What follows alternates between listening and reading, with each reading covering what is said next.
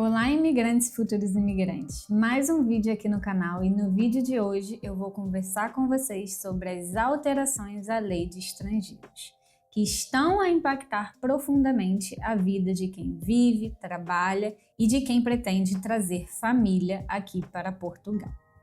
Para quem não me conhece, eu me chamo Paula Aguiar, sou advogada especializada em imigração e moro em Portugal há mais de 6 anos. Toda segunda e quarta eu trago vídeos novos aqui para o canal. Então já começa se inscrevendo, deixando seu like e compartilhando esse vídeo com amigos que também pensam em imigrar para Portugal. Então vamos ao vídeo de hoje.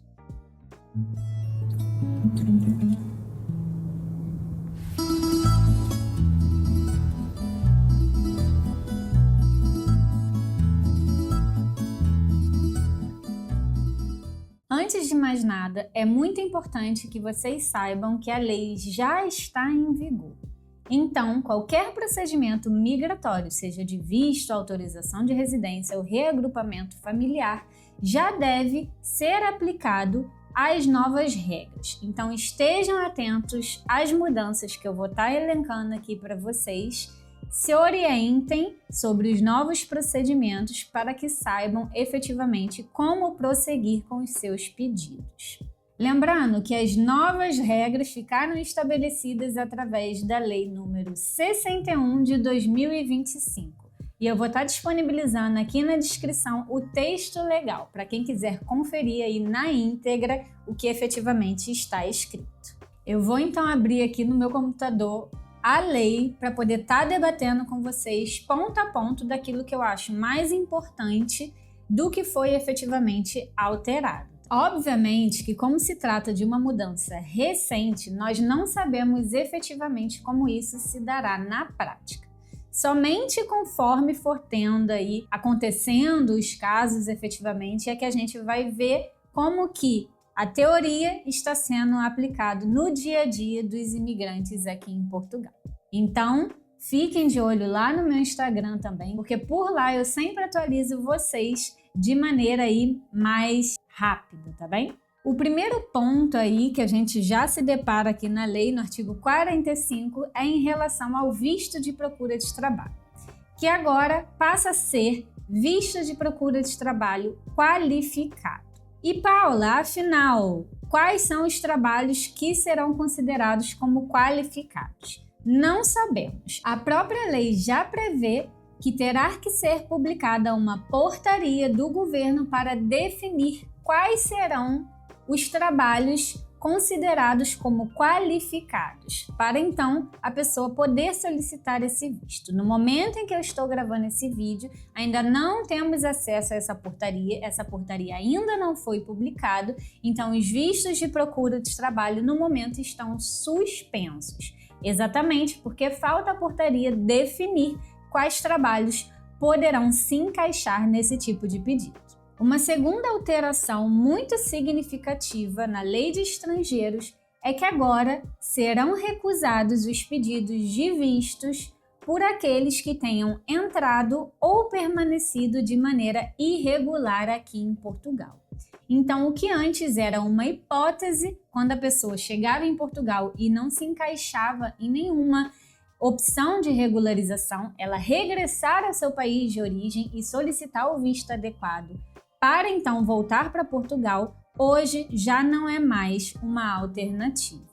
Porque a lei já prevê, já estipula que será recusado o visto para essas pessoas. Então até queria aproveitar aqui e fazer um adendo para que vocês que estão em Portugal sem regularização ainda, sem saberem o que fazer, como se regularizar, em qual artigo se enquadram ou se encaixam, busquem por orientação jurídica qualificada. É muito importante que se regularizem o quanto antes, não só por conta das alterações legislativas, mas também por conta das inúmeras fiscalizações que estão tendo no país. É importante que vocês provem que estão efetivamente com um procedimento já iniciado ou então na tentativa de iniciar algum tipo de procedimento de regularização. Uma outra previsão da lei em relação à questão de recusa de visto é que essa recusa pode ser de até 7 anos. Dependendo efetivamente do caso, essa recusa pode se dar em até 7 anos. E aí depois a lei vem falando um pouco mais sobre a questão do visto de procura de trabalho qualificado, o fato de como que faz, né, caso a pessoa não consiga que o trabalho efetivamente na área de qualificação, como que proceder, os prazos, enfim, a lei vai destrinchando isso, mas eu vou estar pulando essa etapa porque eu quero que o vídeo aqui seja um pouco mais dinâmico, tá bem? Mas vou deixar aqui na descrição para vocês e vocês podem estar conferindo. Depois eu posso trazer um vídeo direcionado a esse tema só, trabalho qualificado, visto de procura de trabalho qualificado, e aí eu falo aí mais detalhadamente sobre essas questões, tá bem? Outra hipótese aqui, alteração significativa na lei de estrangeiros, é que acabam efetivamente com a possibilidade de solicitar a autorização de residência CPLP sem visto, o que antes era possível na lei anterior, apesar de na prática as pessoas nunca terem conseguido esse tipo de regularização, mas era uma previsão legal, inclusive muitas ações judiciais foram interpostas com base no que estava escrito na lei. Na lei nova já não é possível requerer, nem judicialmente, nem extrajudicialmente. Então só poderá requerer a autorização de residência CPLP se você tiver um visto de residência. Uma outra mudança que impactou muito aí a vida de quem está em Portugal desta vez é em relação ao reagrupamento familiar.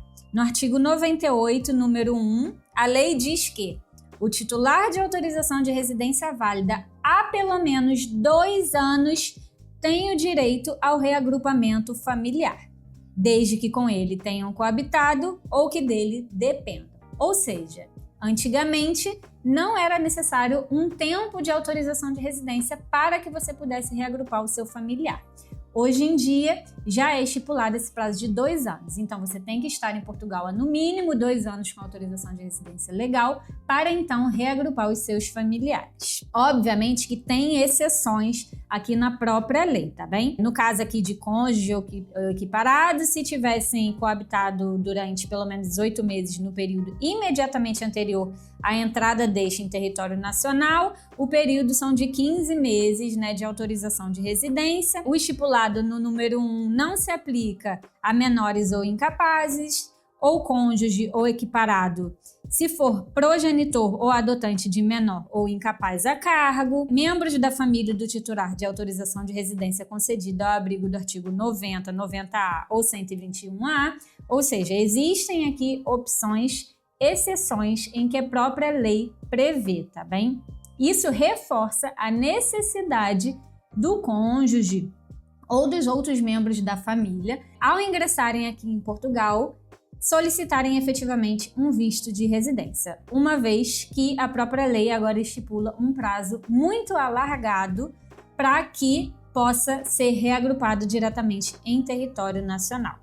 Lembrando já, aqui dentro desse tema de reagrupamento familiar, que aqui na lei já está previsto um regime de transição, para que isso não seja cobrado, esse prazo mínimo é de 2 anos ou de 15 meses. Norma transitória. Pelo período de 180 dias após a entrada em vigor da presente lei, o titular do direito ao reagrupamento familiar pode requerer a residência dos familiares que se encontrem em território nacional. Ou seja, a lei estipula o prazo de 180 dias para que não seja aí aplicado esse período inicial de 2 anos ou de 15 meses para as pessoas que já estão em território nacional conseguirem regularizar os seus familiares. Então, fim dos 180 dias é que as pessoas só vão conseguir reagrupar quem esteja em acordo aí com o que está escrito ali nos prazos estipulados na nova lei, tá bem? Então essa é uma norma transitória para o reagrupamento familiar. A lei também muda alguns requisitos para solicitação do reagrupamento familiar, reforçando aí a necessidade de meio de subsistência suficiente para si e para os familiares, excluindo os recursos a apoios sociais. Ou seja, se você recebe algum tipo de abono de família, subsídio de desemprego, enfim, qualquer tipo de apoio social por parte do Estado, este não será contabilizado nos cálculos para que você consiga reagrupar, para que você tenha o rendimento mínimo para reagrupar o seu familiar. Então, tem que ser efetivamente rendimento aí de um trabalho, né, de uma atividade exercida, integralmente disso, para que então você consiga reagrupar. Uma outra questão é em relação ao alojamento aqui, que eles reforçam a necessidade de um alojamento adequado para comportar aí os membros da família. Então isso vai ser também averiguado para a concessão e o deferimento do reagrupamento familiar. Fala também que a renovação da autorização de residência ao abrigo do reagrupamento familiar, né, quando for necessária, vai ter que cumprir alguns critérios que anteriormente não eram estabelecidos, como, por exemplo, aqui, conhecimento da língua portuguesa. Então, você vai ter que comprovar o conhecimento da língua portuguesa para fazer a renovação do reagrupamento familiar. Conhecimento também de princípios e valores constitucionais portugueses. Não sabemos como isso será cobrado na prática, quais documentos vão ter que ser apresentados, se a pessoa vai precisar fazer um curso, o que ela vai ter que efetivamente comprovar, mas isso já está previsto no texto legal. Uma outra questão aqui que teve de alteração na Lei de Estrangeiros é em relação ao artigo 104, que diz: a AIMA deve organizar o agendamento das entrevistas referidas no número 1, bem como procedimentos de apreciação dos pedidos, de modo a assegurar o cumprimento das exigências previstas na presente lei e atendendo à sua capacidade administrativa, podendo divulgar publicamente essa organização e método de calendarização para promover a previsibilidade para os requerentes. Não sabemos se isso será implementado na prática, porque a própria lei diz que podendo divulgar, né? Então ela não obriga a AIMA a divulgar, então vamos ver se isso efetivamente vai ocorrer. Uma outra mudança significativa que eu posso falar aqui com vocês é em relação ao prazo de análise desses pedidos de reagrupamento familiar, que agora, com essas alterações legislativas, passarão a ser de 9 meses, podendo se estenderem até 18 meses de análise. Sim, pessoal, então o procedimento está mais demorado. Anteriormente, as alterações legislativas, o prazo era de no máximo 90 dias úteis, tá bem? E agora esse prazo pode se estender em até 18 meses de análise, enquanto a pessoa aguarda indocumentada pelo seu pedido aí de autorização de residência ao abrigo do reagrupamento familiar. Então o procedimento está mais burocrático e está mais demorado, tá bem? Outra questão aqui é no que diz respeito ao regime de transição. Já estipularam um prazo para finalizar a submissão desse tipo de pedido. Regime de transição em relação aí à manifestação de interesse, que era aquele que quem tinha contribuição anterior a junho de 2024 poderia fazer o pedido de autorização de residência ao abrigo do regime de transição. Então, o prazo final que a lei estipula é até 31 de dezembro de 2025. Então, se você não se enquadra em nenhuma opção de autorização de residência e ainda não submeteu o pedido pelo regime de transição da manifestação de interesse, o prazo final é no dia 31 de dezembro de 2025. Para finalizar, uma alteração significativa que também tivemos aqui na lei é em relação às ações judiciais. Eu vou ler exatamente o que diz aqui na lei, tá bem? Para vocês entenderem o que eles estão querendo dizer com isso. No artigo 87b, número 3, diz que na decisão a adotar no processo de intimação, em caso de ausência antepada de atuação da AIMA, o juiz deve ponderar, se requerido, o número de procedimentos administrativos que correm junto daquela entidade em face de eventuais pressões anormais de pedidos e solicitações. Os meios humanos, administrativos e financeiros disponíveis que é razoável esperar, bem como ter em conta as consequências que possam resultar da intimação para o tratamento equitativo de todos os requerimentos dirigidos à AIMA. Ou seja, diz especificamente que o juiz deverá levar em consideração se a AIMA tem ou não capacidade de resposta no que diz respeito ao deferimento das ações judiciais. Isso, obviamente, trará futuramente prejuízos em relação nas análises dessas ações, que passará a ser muito mais rigorosa. Então, eu acredito que eu tenha passado aí por todos os pontos das principais mudanças em relação às alterações à lei de estrangeiros. Se vocês tiverem alguma dúvida, podem deixar aqui nos comentários ou podem me enviar no WhatsApp, que é o primeiro link aqui na descrição do vídeo, tá bem? Depois eu vou trazer vídeos conforme formos tendo aí a aplicabilidade prática dessa lei, então eu vou estar atualizando como efetivamente estão esses procedimentos na prática, tá bem? Mas eu acredito que eu tenha pontuado aí todas as principais mudanças. Então, para o vídeo de hoje é só e até a próxima.